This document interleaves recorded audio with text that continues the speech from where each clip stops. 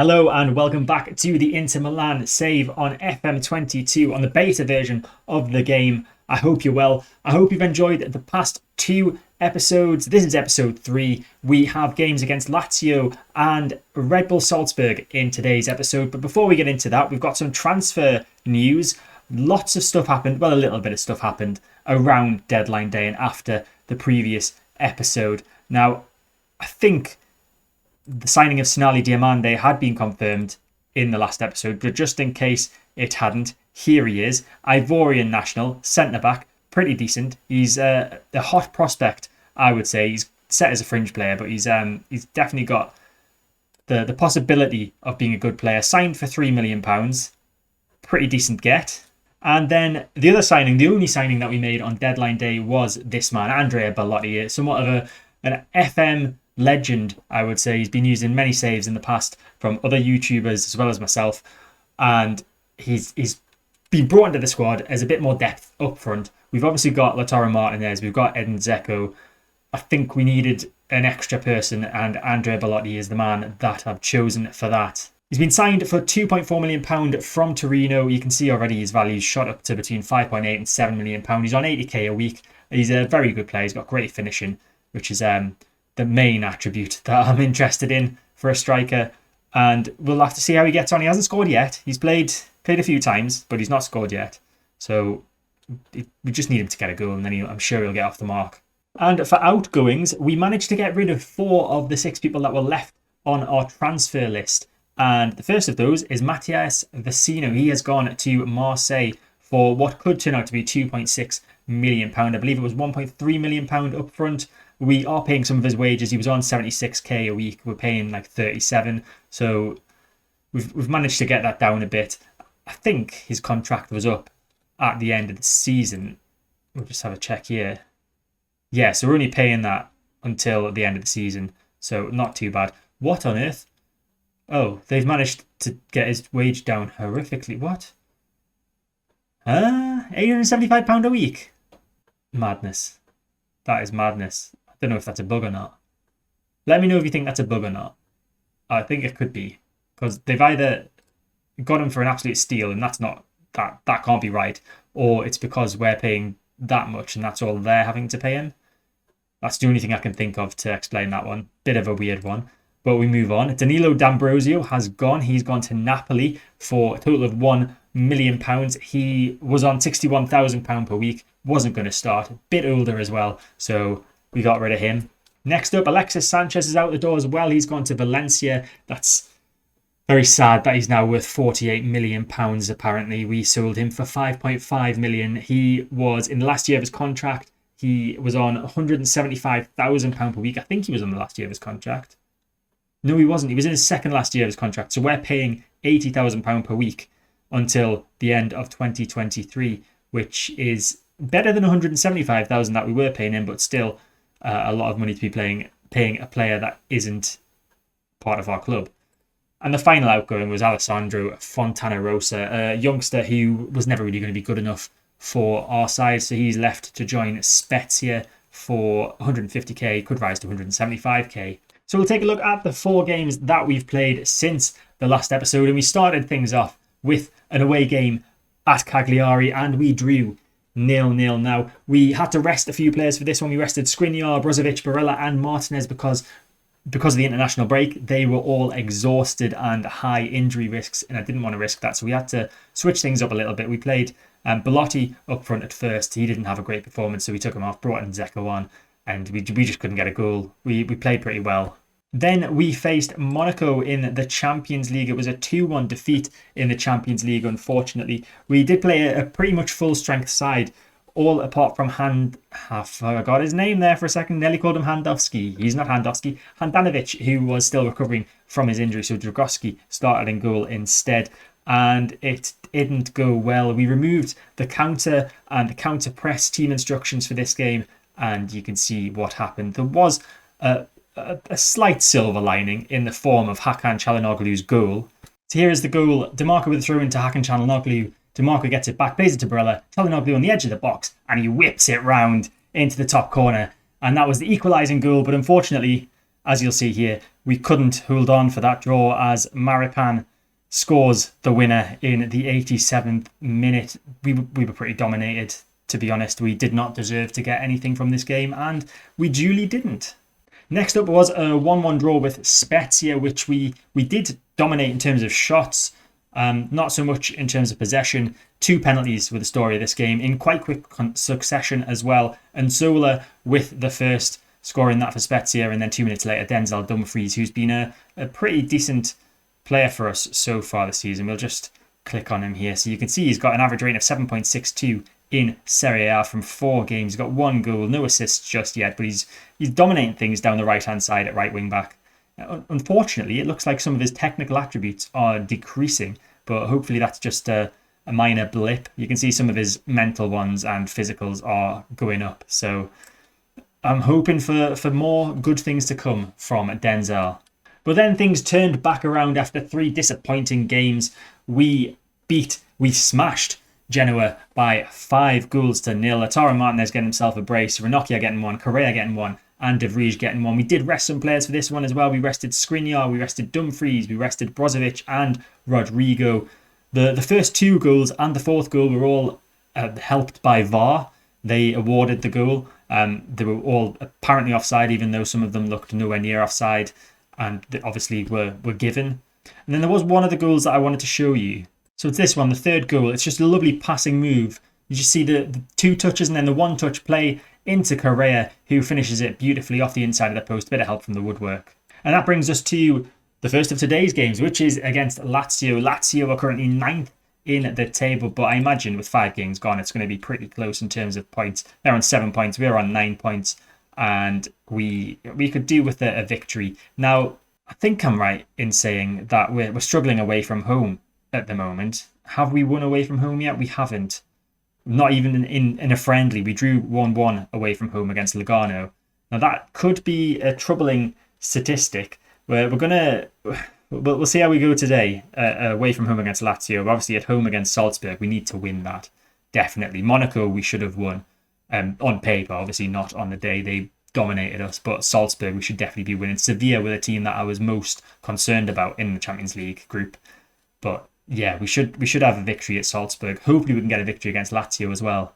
Now we are resting one of our usual starting players today. Stefan De Vrij is in need of a rest. He's played, I think, 4 games in the last 14 days.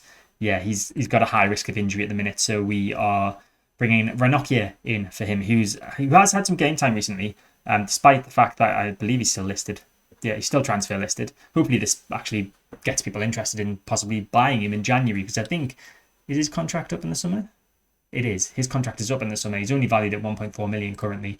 But we are trying to get rid of him, although I might have to remove him from the list if he plays much more of a part in our season. You'll also notice Senija Handanovic on the bench. He was our starting goalkeeper at the start of the season. He's not fully back to full fitness yet, so don't want to risk him. Bartolomiej Dragowski is doing pretty well in goal. He's on a 7.2 in Serie A. He's only conceded 1. He, of course, conceded 2 in the Champions League, but we'll ignore that. He's doing pretty well in the league, so hopefully he can continue that today. And we don't want him on a super keeper. I don't know why he's on that. We want him as a goalkeeper.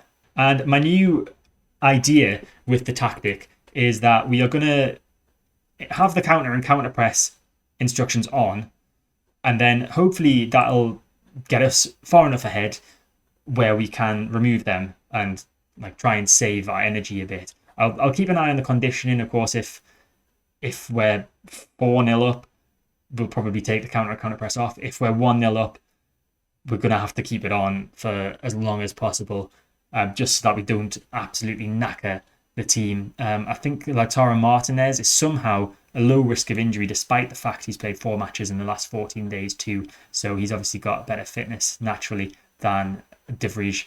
But this is the lineup we're going with for today. Dragowski in goal, Ranocchia, Skriniar, Bastoni in defence, Dumfries and DeMarco are wing-backs, Barella, Brozovic in centre midfield, Correa and Çalhanoğlu in the winger positions, and Lautaro Martinez up front. You'll notice no Rodrigo today as well. Him and Çalhanoğlu they've been swapping places a little bit.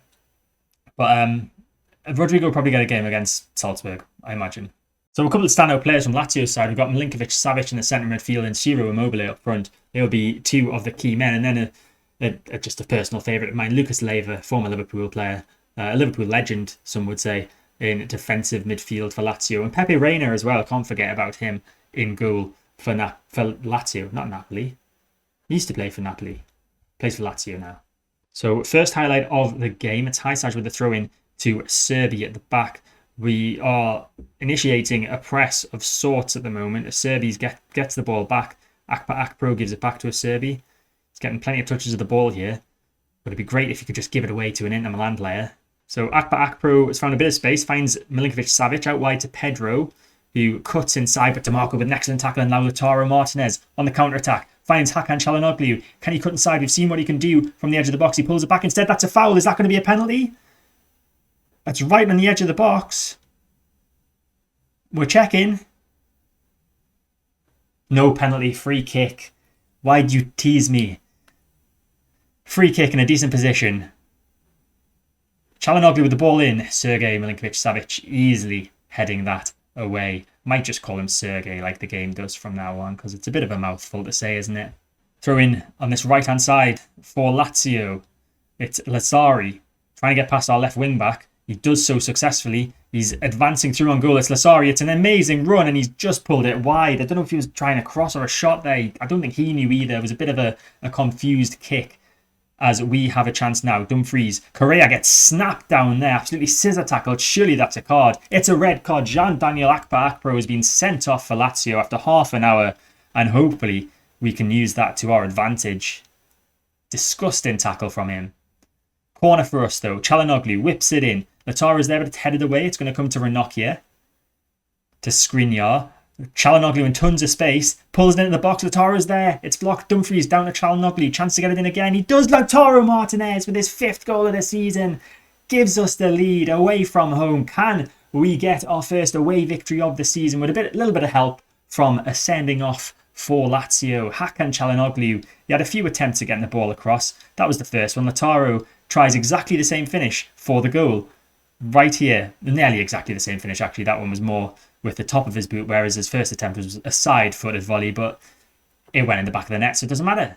Dumfries with a throw-in on the right-hand side, finds Correa. Nice little flick from him to Barella. Barella on the edge of the box, through to Çalhanoğlu. It's blocked. Correa's there. He had an open goal, but that's a free kick to Lazio. Çalhanoğlu was offside.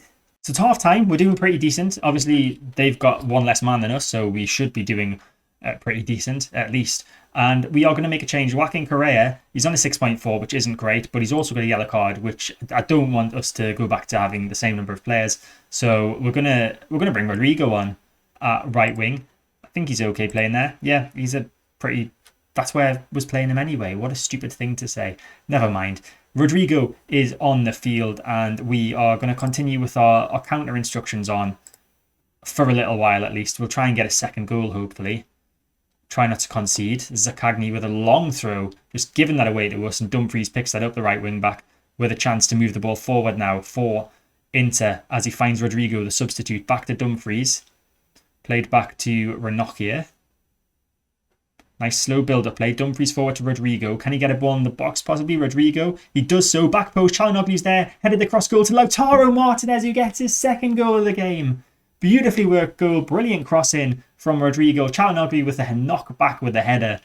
And an excellent headed goal for Lautaro Martinez. He's on for a perfect hat-trick. He just needs a left-footed shot to go into the back of the net now. And he will have that. Beautiful header. No chance of saving that for the goalkeeper. And we are 2-0 up away to Lazio. I think we're getting to the point where I'm going to stop us from wasting so much energy, and we're going to remove the counter and higher tempo instructions. We'll move it down to slightly higher, and we won't prevent short goalkeeper distribution. We'll lower the line of engagement as well. We'll see if we need to take any players off too whilst we're here. Dumfries and Ranocchia not having a great game on 6.4s each, but we'll keep them on. Is there anyone that should do with the rest? Well, I can't take Lautaro Martinez off because he's on a hat-trick. And I don't think I've got anyone that can come on for Hakan Çalhanoğlu. Could probably give one of our centre midfielders a bit of a rest, if not both of them. I think we've got 5 subs. So we'll do that. We'll take Brozovic off. We'll bring on Exposito. We'll take Barella off and we'll bring on Stefano Sensi. We might just have to change their rules up a little bit to make them comfortable. So we'll swap Sensi as the advanced playmaker, and Exposito can play as a ball midfielder, so we don't need to change the rules actually. We'll keep it exactly like that. So 2 more changes made. I think we've got another 2 left to make this game.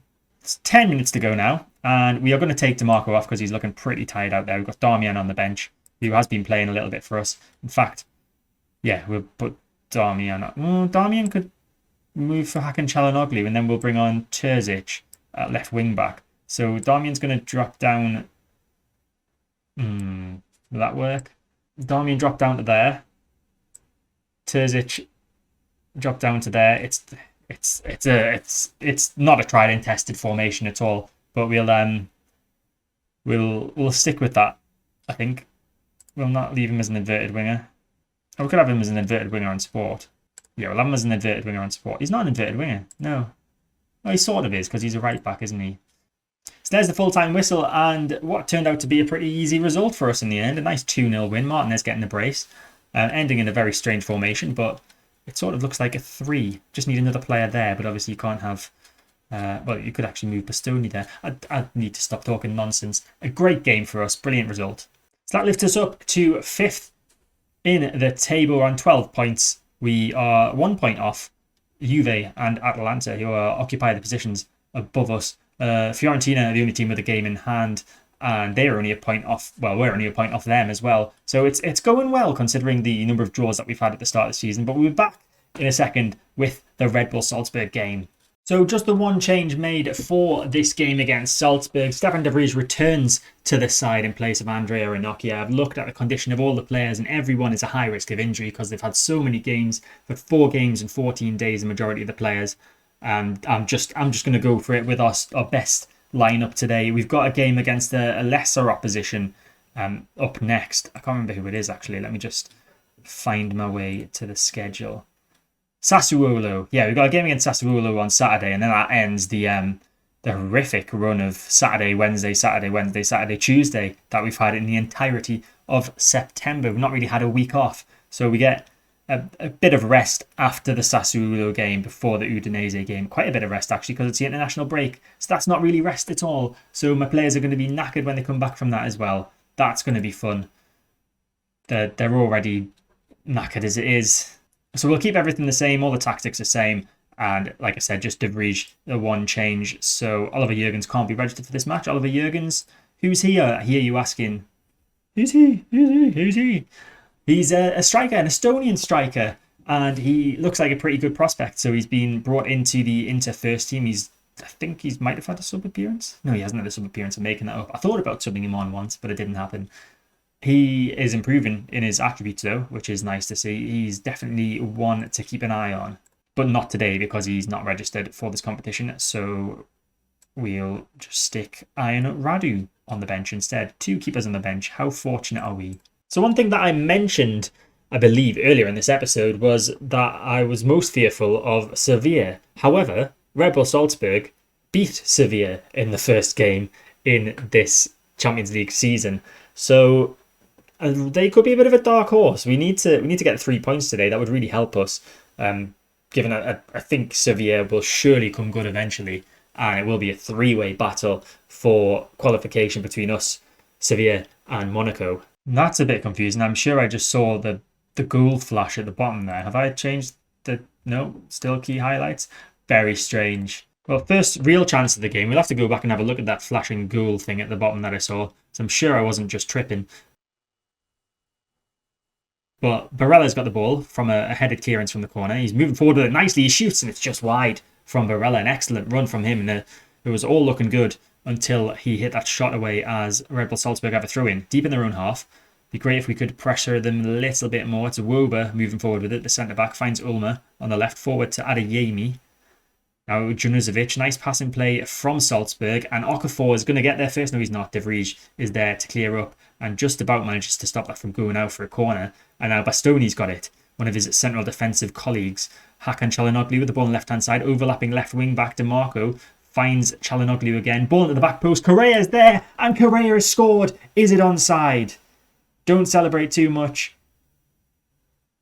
It's going to VAR. Just pray. And it's been disallowed. So not an opening goal for Correa. Let's have a look at the replay. Çalhanoğlu whips it in, and that is very, very tight. Just by a calf. It's probably by his knee. The line is probably on his knee. So we go into half time. Level at 0-0. Work to do.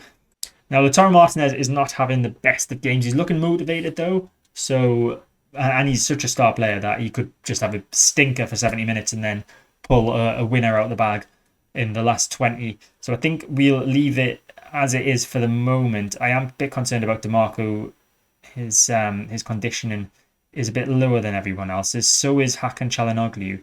So they could be people to take off. Çalhanoğlu with a free kick. Into the box. Skriniar's there. And surely that one's not offside. They're going to check. Milan Skriniar. I think this is just part and parcel that they just check all goals when they're this close, hopefully. It's gone to a replay, so I think we're 1-0 up. Skriniar, the back post, from about 3 yards out, if that, maybe even a yard out. We are 1-0 up. Salzburg with a free kick. It's Junuzovic in the centre circle. Gives the ball away to Dumfries. Brilliant stuff for us as Correa moves forward with it down the right-hand side. Someone's let a flare off in the crowd. Hopefully we don't get a fine for that. Skriniar finds Barella back to Dumfries. There's a lot of space on the left for our left wing back, but Skriniar's moving forward with it instead. Now it's Brozovic.